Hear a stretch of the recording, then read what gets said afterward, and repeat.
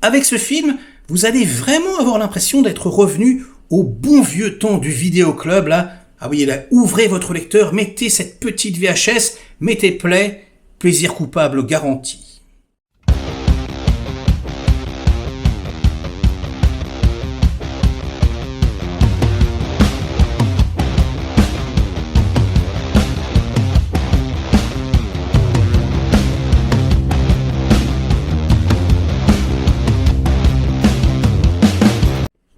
Salut les cinéphages, c'est Merege, et aujourd'hui, une petite avant-première, ça faisait bien longtemps, disponible uniquement en VOD aux États-Unis.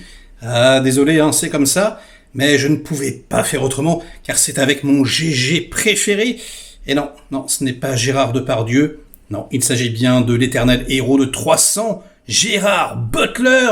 Ça s'appelle Last Seen Alive, et c'est avec également Jamie Alexander dans le rôle de sa femme. On l'a découvert dans Thor, cette actrice par exemple, et également Russell Hornsby. Et en dehors de ces comédiens, il n'y a pas grand monde, puisque c'est quelque part un huis clos. Enfin, vous allez voir, je vais m'expliquer, mais c'est surtout un film qui a une saveur VHS à l'ancienne. Vous savez, ces soirs un petit peu de disette comme ça, où vous vouliez absolument un film, vous arriviez au vidéoclub, et puis, non, il n'y était pas, parce que la personne n'avait pas rapporté, ou parce qu'il n'y en avait plus. Voilà, et puis il vous disait, le vendeur, prends ça, c'est pas grave, tu vas voir, c'est sympa. Et du coup, en désespoir de cause, vous preniez cette bousasse, vous retourniez chez vous, et finalement, parfois, vous tombiez sur quelque chose d'assez sympathique. Et bien là, c'est exactement ce qui se passe. Et c'est vrai que Gerard Butler, moi je l'aime beaucoup à cause de ça. Si on regarde sa filmographie, il y a parfois d'excellents films, mais très souvent, c'est quand même des productions assez obscures, on va dire des budgets moyens, parfois même des trucs qui sont très très discutables. Mais lui, il a quelque chose que je qualifierais de Nicolas Cageesque, un petit peu, je sais pas si ça se dit, mais c'est pas grave, je l'invente.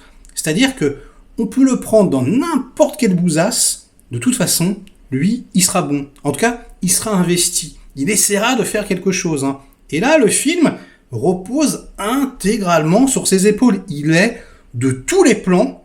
Et puis c'est pas un film très facile, je veux dire, il s'en prend un peu plein la gueule, il est un peu dégueulasse, il se roule dans la boue, enfin, il est pas du tout mis en valeur, il s'en fout, il y va tête baissée, et franchement, je l'ai trouvé très très bon, mais je le trouve bon en général, mais là, je l'ai vraiment trouvé excellent. Alors qu'est-ce que ça raconte, ce Last Seen Alive ? Eh bien, ça raconte l'histoire d'un couple en grande difficulté, que c'est original, ils ne sont pas en instance de divorce, mais voilà, la femme veut faire un break. Donc notre GG préféré, la queue entre les jambes, accepte finalement sa décision à contre-cœur parce qu'il l'aime énormément et il la raccompagne chez ses parents où elle va se reposer, elle va réfléchir à sa vie, etc.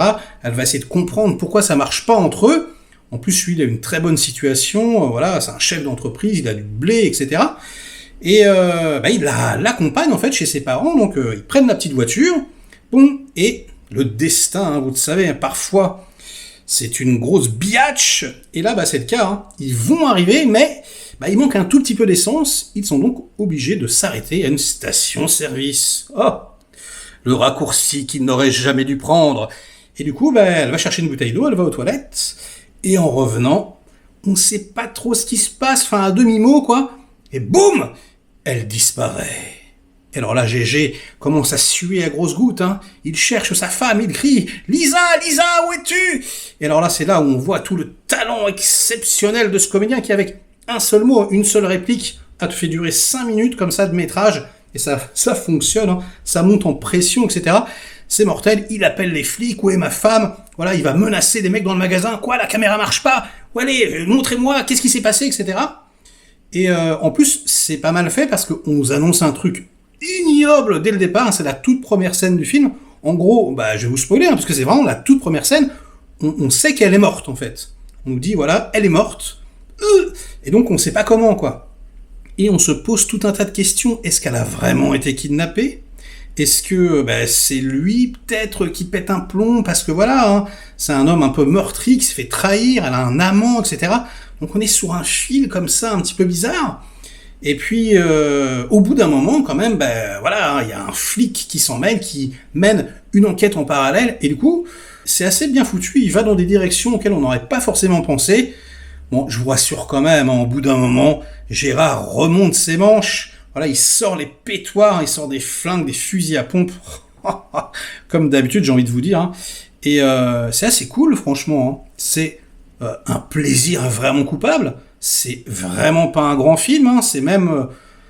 allez, si j'étais vraiment objectif à 100%, mais je l'adore ce petit GG, hein, je dirais que c'est assez médiocre, mais c'est fait quand même avec un certain savoir-faire. Alors, le réalisateur, il a pas fait grand-chose, à part un film avec Antonio Banderas qui s'appelait Black Butterfly, je crois. Hein.